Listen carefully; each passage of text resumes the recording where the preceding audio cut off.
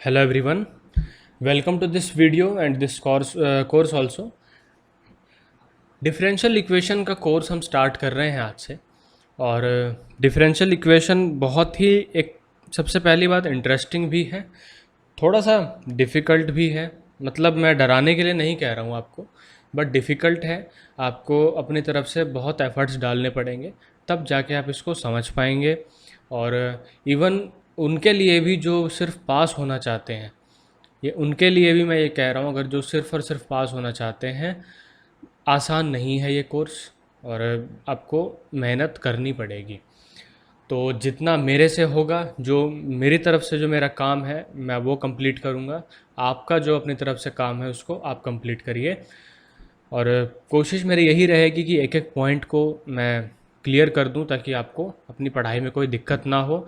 हाँ, एक बात और, आपको एक्सरसाइज और एग्जाम्पल्स के जो भी प्रॉब्लम्स हैं, कुछ एग्जाम्पल्स मैं करवाऊंगा आपको और कुछ एक्सरसाइज के प्रॉब्लम्स भी होंगे।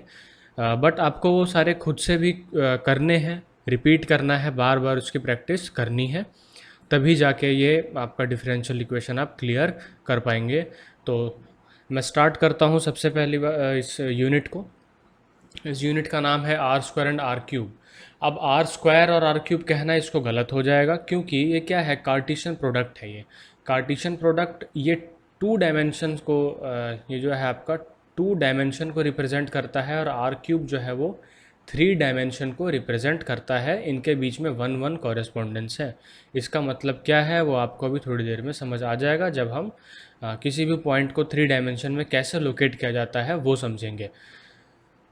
तो इस वीडियो में मैं सबसे पहले आपको ये बताऊंगा कि Cartesian coordinates in three dimension क्या होता है और किस तरह से ये बनता है। फिर ऑक्टेंट्स के बारे में हम बात करेंगे। ऑक्टेंट्स बेसिकली क्या है, जब आपका थ्री डायमेंशन कोऑर्डिनेट सिस्टम है, इसके जो एक्सीज हैं, ठीक है, यहाँ पर मैं आपको एक रफ डायग्राम से बता देता हूँ। ये आपने तो पढ़ा था टू डायमेंशन में, अब ये एक यहाँ पर हमने इस तरह से स्ट्रेट रियल नंबर लाइन हमने एक और ऐड कर दी है। तो आप यहाँ पर आप देखोगे आपके पास तीन एक्सिस हैं। अब ये दो एक्सिस मिलके, जैसे ये मान लेते हैं इसको एक्स एक्सिस है, ये वाई एक्सिस है और ये जेड एक्सिस है, ये एक प्लेन बना रहे हैं। ठीक है, इस प्लेन को ही हम ऑक्टेंट्स बोलते हैं। ऐसा क्यों बोलते हैं वो भी हम आगे समझेंगे। और जब हम थ्री डायमेंशन में किसी भी पॉइंट को लोकेट करेंगे तो आपको ये पता चलेगा कि हर एक पॉइंट के साथ एक रेक्टेंगल एसोसिएट होता है।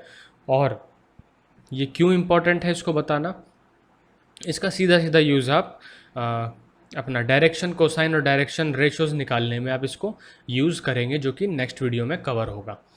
तो स्टार्ट करते हैं सबसे पहले Cartesian coordinates in three dimension से।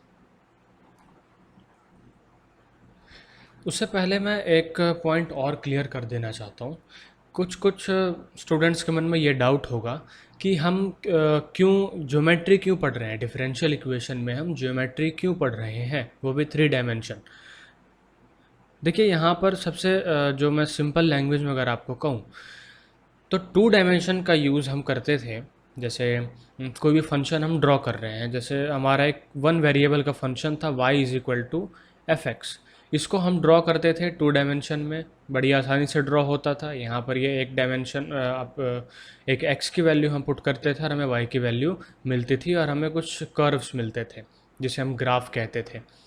ठीक है, बट डिफरेंशियल इक्वेशन के दो टाइप होते हैं। डिफरेंशियल इक्वेशन के आपके दो टाइप हैं, एक तो होता है ऑर्डिनरी डिफरेंशियल इक्वेशन और एक होता है आपका पार्शियल डिफरेंशियल इक्वेशन। तो ऑर्डिनरी डिफरेंशियल इक्वेशन में जो फंक्शन इन्वॉल्व होते हैं वो वन वेरिएबल के होते हैं, वन वेरिएबल के होते हैं। और पार्शियल डिफरेंशियल इक्वेशन जो होते हैं वो टू और मोर वेरिएबल्स, दो या दो से ज़्यादा वेरिएबल्स के फंक्शन होते हैं। अब किसी भी फंक्शन को आपको अगर ड्रॉ करना है, देखिए सबसे पहले डिफरेंशियल इक्वेशन जब आप सॉल्व करते हैं तो आपको एक सॉल्यूशन मिलता है। ठीक है, सॉल्यूशन मिलता है। अब अगर वो ऑर्डिनरी डिफरेंशियल इक्वेशन है तो आपको एक वन वेरिएबल का आपको सॉल्यूशन मिलेगा, जिसको आप इजीली ड्रॉ कर सकते हैं। बट मोर देन टू और मोर देन टू वेरिएबल्स का अगर कोई डिफरेंशियल इक्वेशन है तो उसका सॉल्यूशन भी क्या होगा, दो या दो से ज़्यादा वेरिएबल का होगा, डिपेंड करता है कि वो दो वेरिएबल का है या उससे ज़्यादा वेरिएबल का है। यहाँ तक क्लियर है? अगर आपको इसके सॉल्यूशन को विजुअलाइज करना होगा, अगर कोई फंक्शन जो है इस तरह से दिया हुआ है आपको एफ एक्स वाई या f x y and so on, जो भी वेरिएबल आप चूज़ करें, अगर आपको इसको विजुअलाइज करना है तो आप कैसे करेंगे? तो जनरली हम यहाँ पर दो वेरिएबल सॉरी मैक्सिमम तीन वेरिएबल की बात करेंगे।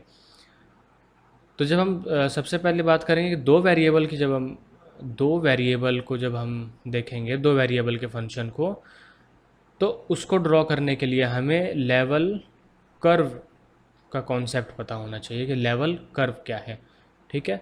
और थ्री वेरिएबल का जो फंक्शन होगा उसको अगर हमें विजुअलाइज करना है तो उसके लिए हमें समझना होगा लेवल सरफेस को। और कर्व को या सरफेस को आपको थ्री डायमेंशन में समझने के लिए आपके थ्री डायमेंशन में आपको ज्योमेट्री के सारे कॉन्सेप्ट पता होने चाहिए। इसलिए यही मोटिव है कि आपको जो आपका पहला चैप्टर है डिफरेंशियल इक्वेशन का, वो पूरा ज्योमेट्री को दिया हुआ है और बहुत सारे कॉन्सेप्ट इसके अंदर हैं। तो कुछ भी मिस नहीं करना, क्योंकि कुछ भी अगर मिस कर दिया आपने यहाँ पर तो बहुत प्रॉब्लम हो जाएगी। ठीक है, तो ये तो आपको क्लियर हो गया कि क्या मोटिव है हमारा यहाँ पर इसको ज्योमेट्री को पढ़ने का। तो अब स्टार्ट करते हैं कार्टेशियन कोऑर्डिनेट से।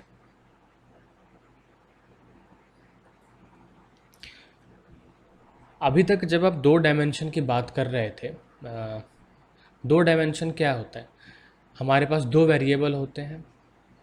ये आपका इस तरह से टू डायमेंशन में कार्टेशियन कोऑर्डिनेट सिस्टम कुछ इस तरह का था। ये रहा आपका एक्स एक्सिस और ये रहा वाई एक्सिस। आप यहाँ पर कुछ पॉइंट लोकेट करते थे, ठीक है, और इन पॉइंट्स की हेल्प से आप एक कर्व बनाते थे। तो ये तो दो डायमेंशन हो गया, ठीक है। अब आते हैं थ्री डायमेंशन क्या होता है। थ्री डायमेंशन में एक एक्सिस और ऐड कर देते हैं हम, ठीक है, जिसे हम कहते हैं जेड एक्सिस।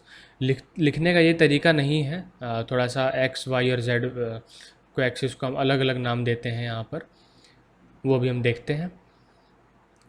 तो यहाँ तक आपको क्लियर है कि एक और एक्सिस ऐड हो गया तो उसके होने से क्या होगा, हमारा जो एक कार्टेशियन कोऑर्डिनेट सिस्टम है वो किसको रिप्रेजेंट करेगा? थ्री डायमेंशनल स्पेस को रिप्रेजेंट करेगा। और जिसमें ये एक रियलिटी भी हो सकती है, मतलब कंफर्म नहीं है ऐसा, बट रियलिटी भी हो सकती है कि अभी हम थ्री डायमेंशन में हम हैं। जनरली अभी आप खुद को देख रहे हैं, जो भी हम जहाँ बैठे हुए हैं, जो भी ऑब्जेक्ट है हमारे हाथ में आप जो भी चीज़ ले सकते हो वो क्या है? थ्री डायमेंशन है। इतना क्लियर है? हाथ में लिया चाहे टच कर लिया, जो भी है वो थ्री डायमेंशनल ऑब्जेक्ट है और हम थ्री डायमेंशनल स्पेस में रह रहे हैं, ऐसा हम मानते हैं फॉर लोकली। इस पर हमें ज़्यादा नहीं सोचना, ये एक फिज़िक्स का अलग ही टॉपिक है। तो यहाँ पर कुछ इस तरह का रिप्रेजेंटेशन देते हैं हम थ्री डायमेंशनल कोऑर्डिनेट सिस्टम का। यहाँ पर क्या हुआ, आपके पास एक एक्स एक्सिस है, एक वाई एक्सिस है और एक जेड एक्सिस है। ये आपका हो गया एक्स एक्सिस, ये है आपका y axis and this is your z axis. अब यहाँ पर सबसे और क्या क्या जानने वाली बातें हैं? जहाँ पर वाई एक्सिस और एक्स एक्सिस इंटरसेक्ट करते थे वो उसको हम क्या कहते थे? ओरिजिन। वो हमारा ओरिजिन होता था। अब जो तीसरी एक्सिस, जो मतलब जो तीनों एक्सिस एक कॉमन पॉइंट पर, जिस कॉमन पॉइंट पर ये इंटरसेक्ट करेंगी, उसको हम क्या कहेंगे कि ये इस कोऑर्डिनेट सिस्टम का क्या है? ओरिजिन है। तो ये भी बात क्लियर हो गई आपको। अब और कुछ इम्पोर्टेंट एक्सपेक्ट्स हैं इसके, वो हम देख लेते हैं। हम किस तरह से जो पॉजिटिव डायरेक्शन है एक्स वाई और जेड, इसको हम चूज़ करते हैं। आपको क्या करना है, एक स्क्रू लेना है, इस तरह का अगर स्क्रू है कोई। अब इस स्क्रू को आप, इसको हम ओ मान लेते हैं, ओ एक्स से ओ वाई की डायरेक्शन में आप रोटेट करिए। मतलब आप स्क्रू को आप कुछ इस तरह से रोटेट करेंगे। रोटेट करने पर स्क्रू जिस भी डायरेक्शन में जा रहा है, जिस भी डायरेक्शन में जाएगा, तो इस केस में तो ये इस डायरेक्शन में जाएगा, तो वो हमारी पॉजिटिव जेड डायरेक्शन होगी, ठीक है। या आप इसको राइट हैंड, ये आपका जो हमारा कोऑर्डिनेट सिस्टम है राइट हैंड कोऑर्डिनेट सिस्टम है और जनरली हम इसी को यूज़ करते हैं। तो ये समझ में आ गया आपको कि किस तरह से हम पॉजिटिव डायरेक्शन लेते हैं। जैसे हमने एक्स और वाई चूज़ कर लिया, अब एक्स और वाई चूज़ करने के बाद ये स्क्रू वाला जो कॉन्सेप्ट है आप वो लगाएंगे तो आपको पॉजिटिव जेड डायरेक्शन का पता चल जाएगा। तो ये एक तरीका है, पता तो सबको होगा बट हमें ये चीज़ें ध्यान रखनी है। अब नेक्स्ट हम बात करते हैं कि ये जो हमारे कोऑर्डिनेट एक्सिस है, 3 डायमेंशनल कोऑर्डिनेट एक्सिस है, ये हमें कुछ प्लेन्स देते हैं, 3 प्लेन देते हैं हमें। और ये जो 3 प्लेन हैं हमारे स्पेस को 8 पार्ट्स में डिवाइड करते हैं, 8 पार्ट्स में डिवाइड करते हैं। तो अब उसको समझ लेते हैं कि वो किस तरह से डिवीज़न है और कुछ कुछ खास बातें प्लेन के बारे में जानते हैं। तो अब आप देख सकते हैं आपके सामने एक 3 डायमेंशनल कोऑर्डिनेट सिस्टम है। 3 डायमेंशनल कोऑर्डिनेट सिस्टम जो इसके एक्सिस हैं, इन एक्सिस से हमें एक प्लेन मिलता है। तो उस प्लेन को हम किस तरह से नाम देते हैं, जैसे आप देखो यहाँ से z एक्सिस है और ये x एक्सिस है और ये z एक्सिस है, ठीक है। यहाँ पर थोड़ा सा आपको डिफरेंस दिखेगा कि ये रोटेट है, ये थोड़ा सा रोटेट हो रखा है और ये मैंने इस तरह से लिया है। एक ही बात है, कोई डिफरेंस नहीं है, बस थोड़ा रोटेशन का और देखने का फ़र्क है। तो आप देखेंगे यहाँ पर जैसे x और z ये एक्सिस है, ये एक्सिस क्या है, एक तरह का प्लेन बना रही है। ये जो आपको प्लेन दिख रहा है यहाँ पर, ये ग्रीन कलर में, ये प्लेन बना रहे हैं। और प्लेन सिर्फ एक ही साइड में नहीं बन रहा है, देखेंगे आपकी पूरा इस पूरे z और पूरा नेगेटिव x की वैल्यूज़ और नेगेटिव z की वैल्यूज़ इंक्लूडेड, इन सबको मिला के आपको पूरा प्लेन दिखेगा जो पूरा ग्रीन कलर का है। तो इस ग्रीन कलर के जिस प्लेन को हम बोलेंगे xz प्लेन, xz प्लेन। उसी तरह से x और y का प्लेन बनेगा जो कि ये पिंक कलर में है, शायद कुछ मुझे क्लियर नहीं है कौन सा कलर है ये, बट ये आपको प्लेन दिख रहा होगा इस तरह से। ये जो प्लेन है ये आपका एक्स वाई प्लेन है, एक्स वाई प्लेन। नेक्स्ट आपका जो है और तीसरा जो प्लेन है वो होगा आपका वाई और जेड का प्लेन, वाई और जेड का प्लेन, इसको हम कहेंगे वाई जेड प्लेन।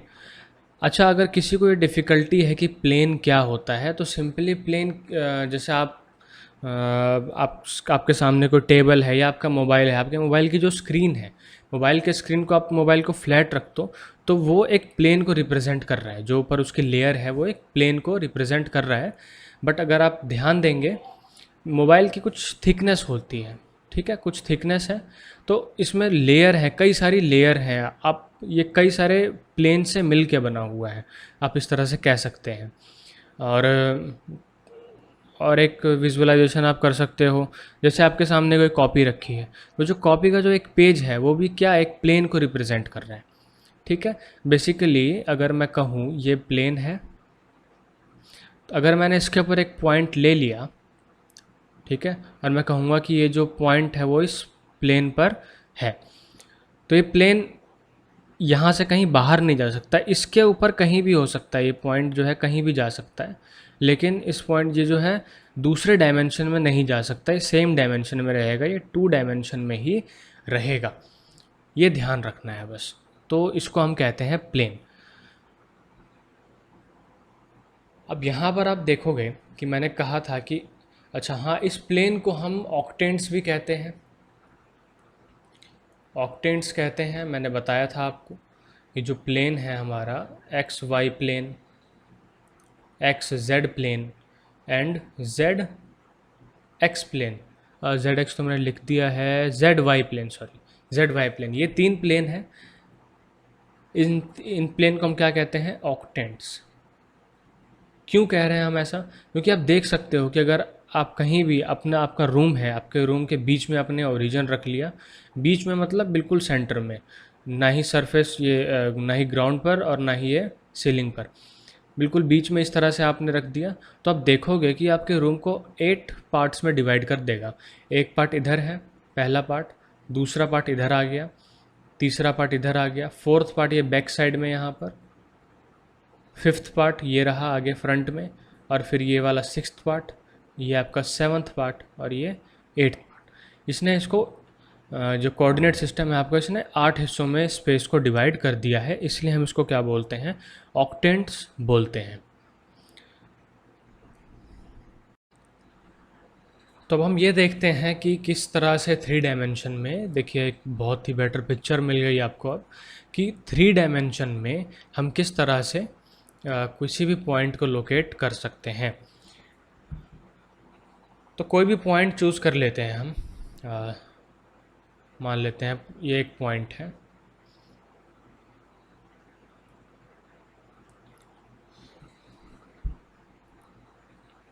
ये हमारा पॉइंट है।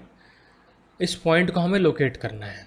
अब इस पॉइंट को लोकेट करने के लिए सबसे इम्पॉर्टेंट जो आपको बातें समझनी है वो क्या है। सबसे पहले कि 3 डायमेंशन में किसी भी पॉइंट को हम ट्रिपलेट से रिप्रेजेंट करते हैं, ट्रिपल कहते हैं हम, जो हो गया आपका A B C, या आप इसको X Y Z भी लिख सकते हैं।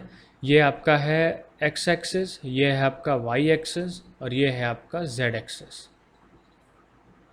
ये आप ध्यान दीजिए। अब जैसे ये पॉइंट P है, आपको इसको लोकेट करना है, तब आप क्या करेंगे। तो सबसे पहले आपका पहला काम यह है कि इस पॉइंट P से जो भी आपको इसके नीचे प्लेन दिख रहा है वहाँ पर एक परपेंडिकुलर ड्रॉ करिए। सॉरी, परपेंडिकुलर बिल्कुल सीधा होना चाहिए। मान लेते हैं कि ये पॉइंट यहाँ पर आके ये जो लाइन है ये इस प्लेन को इस पॉइंट पर इंटरसेक्ट कर रही है। तो हमारे पास ये एक अपना दूसरा पॉइंट हो गया। अब यहाँ से आप y एक्सिस की परपेंडिकुलर डायरेक्शन में जाइए,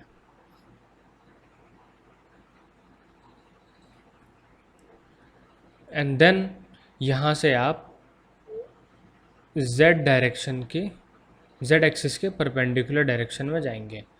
तो यहाँ से आपको कुछ लेंथ मिल रही है।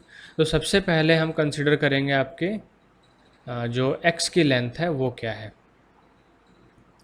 तो आपने क्या किया कि आप यहाँ हम इस पॉइंट को ले लेते हैं। आप क्या करेंगे, सबसे पहले x की तरफ जाएंगे,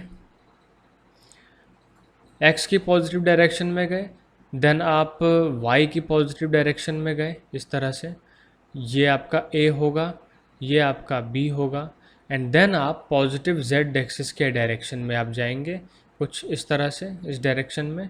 तो ये जो आपकी लेंथ है वो आपकी लेंथ क्या होगी, C होगी। तो इस तरह से हम किसी भी पॉइंट को लोकेट करते हैं। अगर हमें कोई भी गिवन कोई भी पॉइंट अगर हमें दिया जाए कि उसको लोकेट करना है, एग्ज़ाम्पल दे के इसको ज़्यादा अच्छे से समझा जा सकता है। हमें मान लेते हैं हम लोकेट करना है 1 2 1। तो x एक्सिस की पॉजिटिव डायरेक्शन कौन सी है, ये है आपकी पॉजिटिव डायरेक्शन। तो x एक्सिस पर हम इस पॉइंट पर जाएंगे, देन y के लिए हम 2 यूनिट चलेंगे। यहाँ पर ये 1 हो गया और यहाँ पर ये 2 हो गया। ये आपका y में 2 यूनिट हम चले, ये हो गया 1, और ये y एक्सिस के लॉन्ग 2 यूनिट हम चलेंगे, एंड देन z एक्सिस के लॉन्ग 1 यूनिट, मतलब ऊपर की तरफ कुछ ये पॉइंट इधर आएगा। तो ये वाला जो आपका पॉइंट है वो हो गया 1 2 1। इतना आपको क्लियर है। और एग्जांपल देख लेते हैं और कुछ पॉइंट लोकेट करके देखते हैं। पहले थोड़ा सा इसे क्लियर कर ले।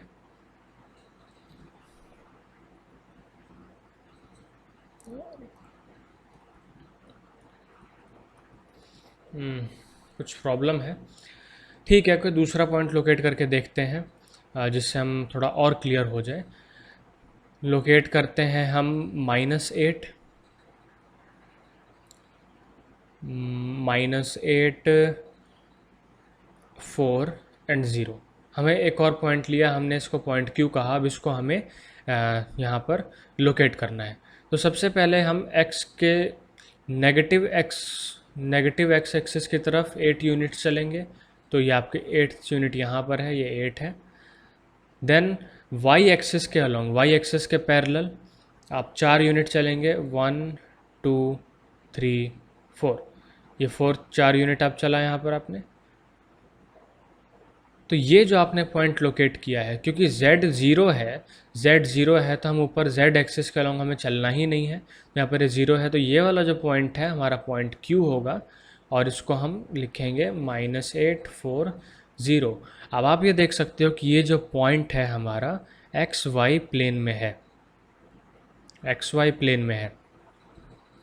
उसी तरह से आप देखेंगे, एक और पॉइंट लोकेट करके देखते हैं।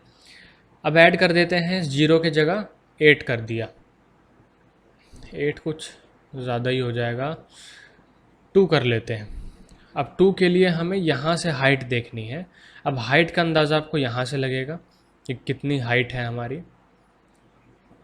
ठीक है, तो हम कुछ अंदाज़ा ले लेते हैं, यहाँ पर कहीं आना चाहिए ये। ठीक है, ये आपकी 2 यूनिट यहाँ से आपने हाइट ली है, तो ये जो पॉइंट आएगा आपका, ये होगा आपका -842। ठीक है, इसको हम कह देते हैं पॉइंट S। तो इस तरह से हम किसी भी पॉइंट को लोकेट करते हैं। अच्छा, अब हमने स्टार्टिंग में ये बताया था कि कोई भी पॉइंट है उसके साथ एक रेक्टेंगल एसोसिएट होता है। बिल्कुल सही बात है, एक रेक्टेंगल एसोसिएट होता है। जैसे हम इसी पॉइंट को ले लेते हैं, पॉइंट S को, थोड़ा सा बड़ा हो जाएगा इसको बनाना, बट ट्राई करते हैं।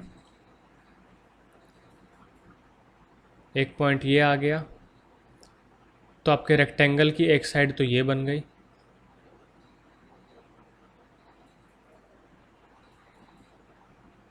ये कुछ इस तरह से आपकी दूसरी साइड होगी, और यहाँ पर ये z एक्सिस पर आके लगेगा। मैं दूसरे कलर में बनाता हूँ इसको,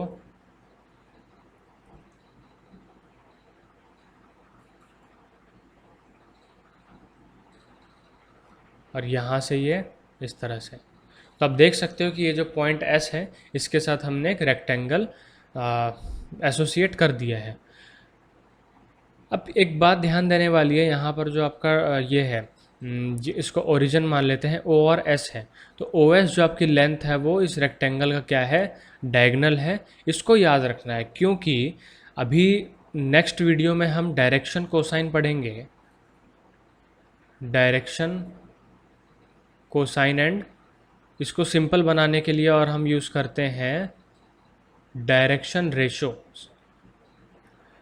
तो ये जो टॉपिक है इसको समझने के लिए हम इस रेक्टेंगल का ही यूज़ करेंगे हमेशा, ये ध्यान रखना है। इसलिए बस छोटा सा पॉइंट है कि एक हमेशा 3 डायमेंशन में एक पॉइंट के साथ एक रेक्टेंगल एसोसिएट होता है, क्योंकि अगर उस पॉइंट से ओरिजिन की जो हम वो लें, डिस्टेंस लें, वो डिस्टेंस उस रेक्टेंगल का डायगोनल होता है। जो डिस्टेंस यहाँ पर OS है, आप कहेंगे कि OS यहाँ पर इस रेक्टेंगल का डायगोनल है। अब और कुछ प्रॉब्लम्स हैं, कुछ एक्सरसाइज हैं, वो देख लेते हैं। पहले सब क्लीन कर लेते हैं।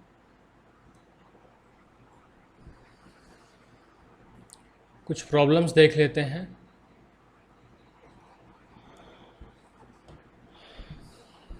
इस प्रॉब्लम में हमें 3 कोऑर्डिनेट दिए गए हैं। ठीक है, ये आपका हो गया P -514, Q जो है आपका वो दिया गया है 038, एंड R ये दिया गया है 623। सबसे पहला क्वेश्चन इसने ये पूछा है कि x आपका जो XZ का प्लेन है उससे सबसे नियरेस्ट पॉइंट कौन सा होगा। तो अगेन ये आपका x है, ये आपका z है, और ये y एक्सिस है। तो XZ जो आपका प्लेन बन रहा है, इस प्लेन के सबसे पास पॉइंट कौन सा होगा। तब देख सकते हो कि यहाँ पर हमें देखना है कि y के जो इन कोऑर्डिनेट्स में जो y की वैल्यू है वो सबसे कम किसकी है, तो जिसकी सबसे कम होगी वो सबसे पास होगा। ठीक है, तो पॉइंट कहीं भी हो सकता है। अगर हमें XZ प्लेन से डिस्टेंस देखनी है तो हमें देखना होगा कि y एक्सिस की वैल्यू जो है सबसे कम किस में है। तो आप देख सकते हो क्लियरली कि जो पॉइंट P है इसकी जो वैल्यू है y की वो सबसे कम है, तो इसका मतलब कि एक्स जेड प्लेन के सबसे पास में यही पॉइंट होगा, पॉइंट पी होगा। दूसरा क्वेश्चन पूछा गया है कि इनमें से ऐसा कौन सा पॉइंट है जो कि वाई जेड प्लेन में लाई करता है, वाई जेड प्लेन में लाई करता है। तो ये आपका वाई जेड प्लेन है, तो ऑब्वियस ऐसा कोई पॉइंट जिसका आपका एक्स कोऑर्डिनेट ज़ीरो हो। तो पॉइंट क्यू है, अब उसका एक्स कोऑर्डिनेट ज़ीरो है, तो ये जो पॉइंट जो है वाई जेड प्लेन में लाई करेगा। ठीक है, आप समझ पा रहे हो, ये जो आपका ये इस तरह से आपका एक प्लेन बनेगा।